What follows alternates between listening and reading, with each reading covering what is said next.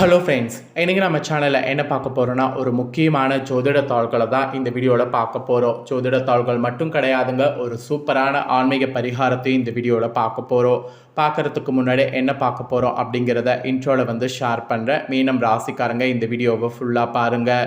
ஏன்னா இது மீன ராசிக்காரங்களுக்கான ஸ்பெஷல் வீடியோ. ஸோ மீன ராசிக்காரங்க வீடியோவை ஃபுல்லாக பாருங்கள்.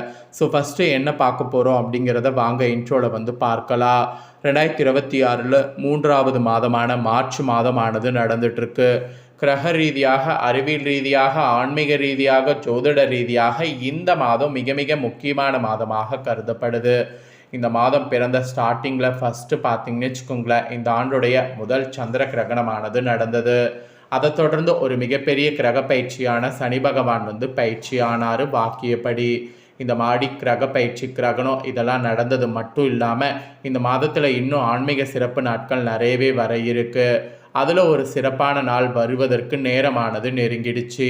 அந்த நாள் என்னைக்குன்னு பார்த்தீங்கன்னா மார்ச் 18 பங்குனி மாத அமாவாசை.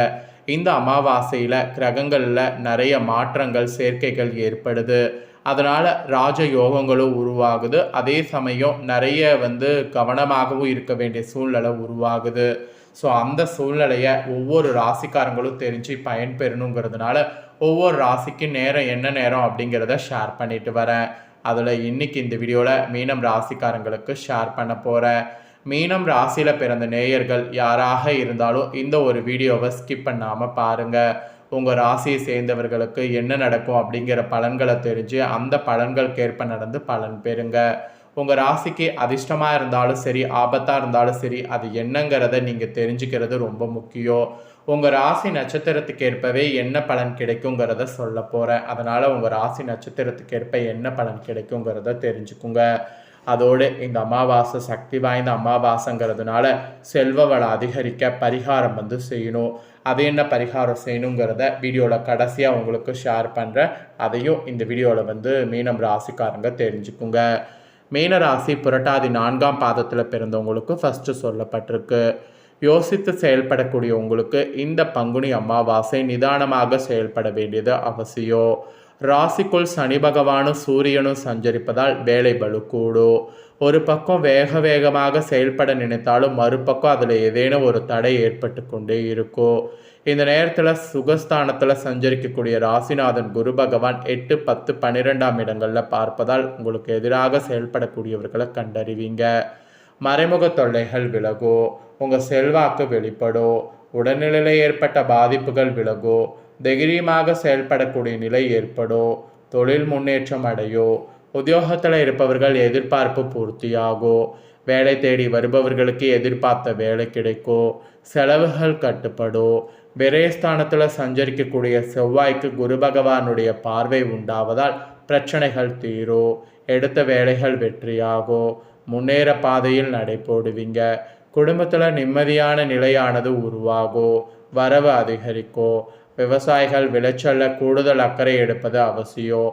பெண்களுக்கு குடும்பத்தில் வெளியில் நிம்மதியான நிலை உண்டாகும். வாழ்க்கை துணையினுடைய ஆதரவு கிடைக்கும். பொன்பொருள் சேரும். மாணவர்களுக்கு படிப்பில் அக்கறையானது உண்டாகும். ஸோ புரட்டாதி 4ஆம் பாதத்தில் பிறந்த மீன ராசிக்கு இதுதான் பலன் என்பது குறிப்பிடப்பட்டிருக்கு. இதற்கேற்ப நடந்து பலன் பெறுங்க. நெக்ஸ்ட்டு உத்திராடதியில் பிறந்த மீனம் ராசிக்கு சொல்லப்பட்டிருக்கு.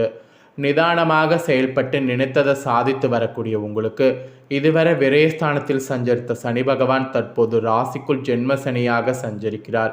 எனவே உங்களுக்கு ஒரு மந்தமான நிலை இந்த அமாவாசையிலிருந்து இருக்கும். எந்த ஒன்றிலும் வேகமாக செயல்பட முடியாமல் போகும். பணியிடத்தில் கடினமான நிலை இருக்கும். இருந்தாலும் ராசிநாதன் பார்வைகள் சாதகமாக இருப்பதால் அனைத்தையும் உங்களால் சமாளித்து கொள்ள முடியும். அதிர்ஷ்டக்காரகன் சுக்கிரன் இந்த அமாவாசை முழுவதும் சாதகமாக சஞ்சரிப்பதால் ஆரோக்கியமும் ஐஸ்வர்யமும் உண்டாகும். கையில் பணம் புழங்கும். பொன்பொருள் சேரும். உடல்நிலையில் ஏற்பட்ட பாதிப்பு விலகும். அதுவும் அமாவாசை பிற்பகுதி புதன் சாதகமாக சஞ்சரிப்பதால் வெளியூர் பயணம் அதிகரிக்கும். அதன் வழியே ஆதாயங்களை காண முடியும். வியாபாரிகளுக்கு எதிர்பார்த்த ஒப்பந்தங்கள் கூட கிடைக்கும். உத்தியோகத்தில் இருப்பவர்களுக்கு ஏற்பட்ட நெருக்கடிகள் விலகும். பெண்களுக்கு உடல்நிலையும் மனநிலையும் சீராகும். கணவரோடு ஏற்பட்ட பிரச்சனை விலகும். ஆடை ஆபரணம் சேரும். வேலை பார்க்கக்கூடிய இடத்துல ஏற்பட்ட நெருக்கடிகள் நீங்கும். இருந்தாலும் மனதில் ஏதேனும் ஒரு சங்கடம் இருந்து கொண்டே இருக்கும். விவசாயிகளுக்கு விளைச்சல்ல கூடுதல் கவனம் தேவைப்படும். ஜென்ம சனிக்காலம் இது என்பதால் அரசியல்வாதிகள் அவசர முடிவுகளை இந்த நேரத்தில் எடுக்க வேண்டாம். மாணவர்களுக்கு படிப்பில் கூடுதல் கவனம் செலுத்துவது நன்மையாகும். ஸோ உத்திராடத்தில் பிறந்த மீனம் ராசிக்கு இதுதான் பலன். இதற்கேற்ப நடந்து பலன் பெறுங்க என்பது குறிப்பிடப்படுது. நெக்ஸ்ட் ரேவதியில் பிறந்த மீனம் ராசிக்கு சொல்லப்பட்டிருக்குங்க. திட்டமிட்டு செயல்பட்டு வரக்கூடிய உங்களுக்கு இந்த பங்குனி அமாவாசை கவனமாக செயல்பட வேண்டியது அவசியம். புதன் விரயஸ்தானத்தில் சஞ்சரித்தாலும் விரயஸ்தானத்திற்கு குரு பார்வை உண்டாவதால் செலவுகள் குறையும். மனதில் இருந்த குழப்பம் விலகும். வியாபாரிகளுக்கும் கலைஞர்களுக்கும் எதிர்பார்த்த ஒப்பந்தங்கள் கிடைக்கும். சுய தொழில் செய்து வருபவர்களுக்கு எதிர்பார்த்த ஆதாயம் கிடைக்கும். எந்த வேலையை எடுத்தாலும் அதில் முன்னேற்றம் இல்லை என்ற நிலை மாறும். ஜீவனஸ்தானத்திற்கு குரு பார்வை உண்டாவதால் வியாபாரம் லாபம் தரும். புதிய முயற்சிகள் சாதகமாகும். வேலைக்காக மேற்கொள்ளக்கூடிய முயற்சி வெற்றியாகும். புதிய தொழில் தொடங்க எதிர்பார்த்த அனுமதிகள் கிடைக்கும். வெளிநாடு முயற்சிகள் சாதகமாகும். சஸ்துரு ஜெயஸ்தானத்தில் சஞ்சரிக்கக்கூடிய ஞான மோட்சக்காரகன் கேதுவால் உடல்நல சீராகும். எதிர்ப்புகள் விலகும். வம்பு வழக்குகள் சாதகமாகும். எந்த ஒரு சங்கடமும் உங்களை நெருங்காமல் போகும். பெண்களுக்கு குடும்பத்தில் ஏற்பட்ட பிரச்சனைகள் முடிவிற்கு வரும். வாழ்க்கை துணையின் ஆதரவு கிடைக்கும். இந்த அமாவாசை முழுவதும் சுக்கிரன் சாதகமாக சஞ்சரிப்பதால் மனம் தெளிவடையும். பொன்பொருள் சேரும். உறவினர் மத்தியில் செல்வாக்கோடு வாழக்கூடிய நிலை உண்டாகும். ஆசிரியர்களுடைய ஆலோசனைகளை மாணவர்கள் ஏற்பது அவசியம். ஸோ ரேவதியில் பிறந்த மீனம் ராசிக்கு இந்த அமாவாசை பலன் இதுதான் என்பது குறிப்பிடப்பட்டிருக்கு. ஸோ அமாவாசை உங்களுக்கு என்ன மாதிரி பலனை கொடுக்கும் அப்படிங்கிறத உங்கள் நட்சத்திரத்துக்கு ஏற்பவே ஷேர் பண்ணிட்டேன். ஷேர் பண்ணதை தெரிஞ்சிருப்பீங்க. தெரிஞ்சதுக்கேற்ப நடந்து பயன் பெறுங்க. இப்போ நெக்ஸ்ட்டு செல்வம் வளம் அதிகரிக்க இந்த பங்குனி அமாவாசையில் நீங்கள் பண்ண வேண்டிய பரிகாரத்தை சொல்ல போகிறேன். வாங்க பரிகாரத்தை இந்த வீடியோவில் பார்ப்பீங்க. பொதுவாக அமாவாசை பௌர்ணமி போன்ற தினங்கள் மிகவும் விசேஷமான தினங்களாக கருதப்படுது. இந்த தினங்களில் நீங்கள் செய்யக்கூடிய எந்த ஒரு வழிபாடாக இருந்தாலும் பரிகாரமாக இருந்தாலும் அதற்கு அதிக அளவில் பலன் கிடைக்கிறது என்று கூறப்படுது. அப்படிப்பட்ட பிரபஞ்சத்தின் பேராட்டம் இருந்த இந்த நாட்களில் பல விஷயங்களுக்காக பலவிதமான பரிகாரங்களை செய்தாலும் அதில் மிகவும் குறிப்பிடத்தக்க ஒரு பரிகாரமாக திகழ்வது செல்வ வளம் அதிகரிப்பதற்காக நாம் செய்யக்கூடிய பரிகாரம்.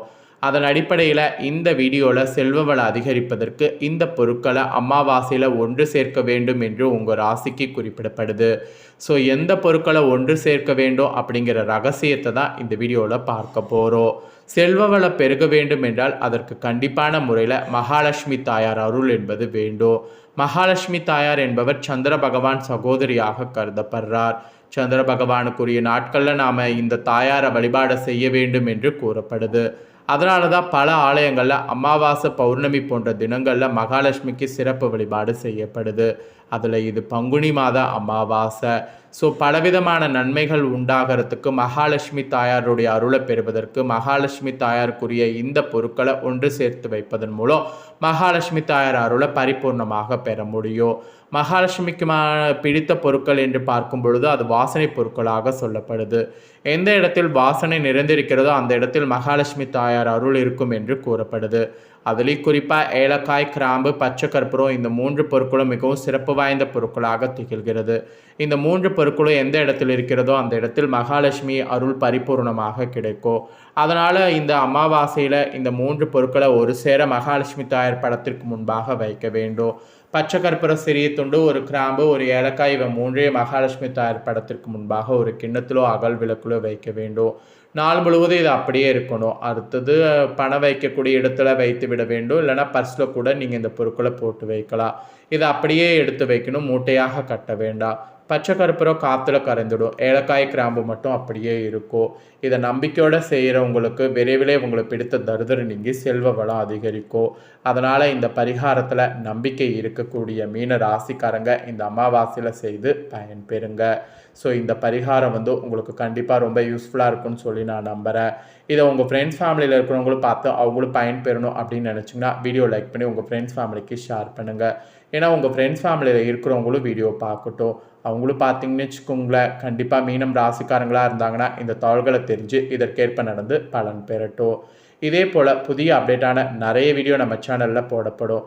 அதை எல்லாமே உடனுக்குடனே தெரிந்து கொள்ள மறக்காமல் நம்ம சேனலை சப்ஸ்கிரைப் பண்ணுங்கள், கூட பெல் பண்ண ப்ரெஸ் பண்ணுங்கள்.